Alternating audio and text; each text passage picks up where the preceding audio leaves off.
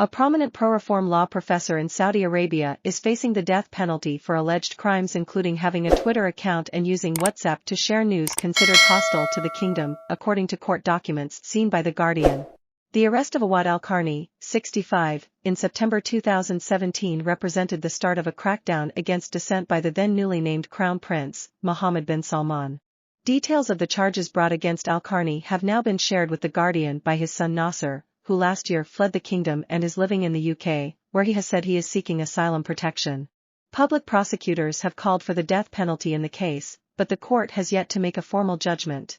Al-Qarni has been portrayed in Saudi-controlled media as a dangerous preacher, but dissidents have said al-Qarni was an important and well-regarded intellectual with a strong social media following, including 2M Twitter followers. Human rights advocates and Saudi dissidents living in exile have warned that authorities in the kingdom are engaged in a new and severe crackdown on individuals who are perceived to be critics of the Saudi government.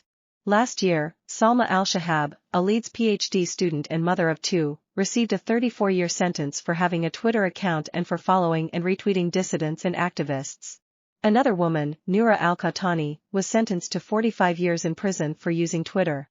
But the prosecution documents shared by Nasser al-Qarni show that the use of social media and other communications has been criminalized inside the kingdom since the beginning of Prince Mohammed's reign.